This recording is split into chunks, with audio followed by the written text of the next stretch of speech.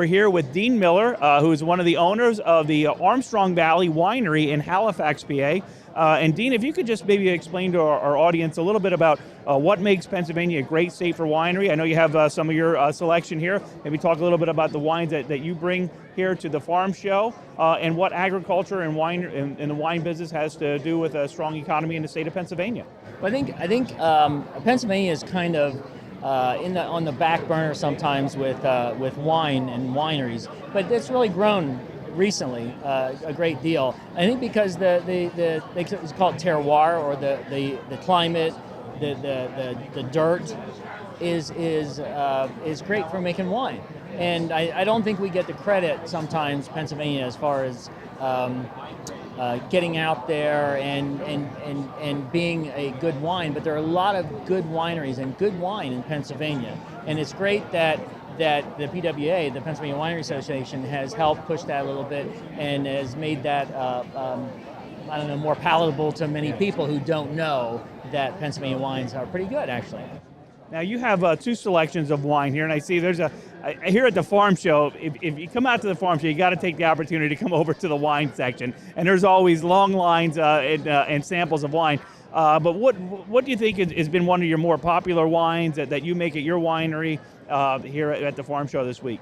Well, we have. It's funny because in Pennsylvania there's a lot of sweet wines.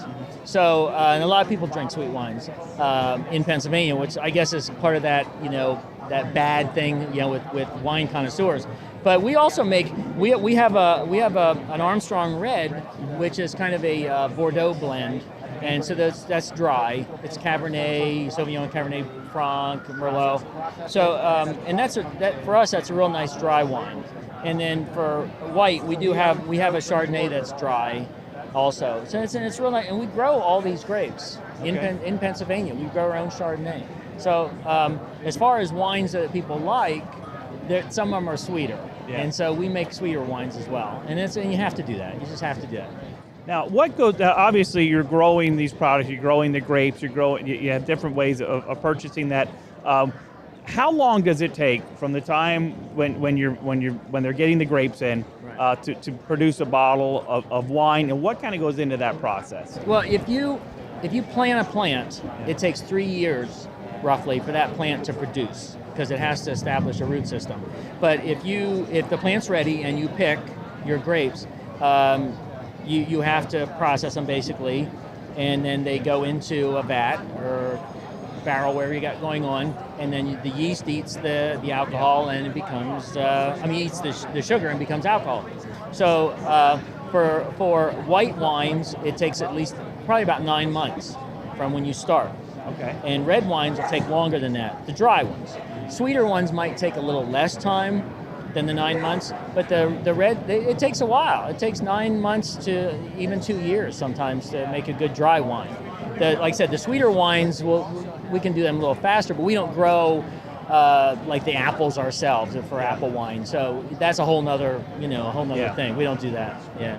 Now, what all types of wine? Obviously, you have your red wines, your white wines, your grape wine, but also there's apple wine. I hear peach wine and different types of wine. What all types of wine do you produce? We have a lot of wines. We didn't bring them all here, but we do have a lot of wines. We have peach and apple and strawberry. We have a mixed berry. We have some chocolate wines. We have like a strawberry with some chocolate in it. We have mixed berry with some chocolate in it. We have some ciders now we make. And then we have also the grape varieties. So we have like a Moscato. We have a Vidal Blanc, which is a really great wine that grows really well in Pennsylvania. Okay. Chambourcin is a hybrid that grows really well in Pennsylvania. And then we have the French varieties. They call them French vinifera. And that's like Merlot, Cabernet Sauvignon, Cabernet Franc, Chardonnay, those types of wines. Yeah. Well, that's awesome. Well, I can see that you were very busy here this week, and it's we're halfway through the week here at the farm show, and I want to thank you for taking your time to enlighten our viewers a little bit about wine production in the state of Pennsylvania. It's also a lot of jobs. I know legislatively we've done a lot of work to try to open up the market for these independent wineries to be prosperous. And there's part of there's different wine trails that the viewers can go to their local vacation bureaus, and they have different wine trails now in Pennsylvania. Are you part of any wine trails? We're part of two. We're a Susquehanna Heartland Wine Trail, which is we're at the south end of that going north, and the Hershey-Harrisburg Wine Country, and we're actually at the north end of that, and that kind of goes south toward Harrisburg. So we're a part of two of them. Well, if you're looking for something to do, maybe a romantic getaway with your significant other, or just spending some time out there, and you want to hook up to one of those wine trails, check out your local vacation bureau and find out what's available in your area. Just remember, don't drink and drive, take the bus and enjoy. Dean, thank you so much for your time, and I wish Armstrong Valley Wineries all the best.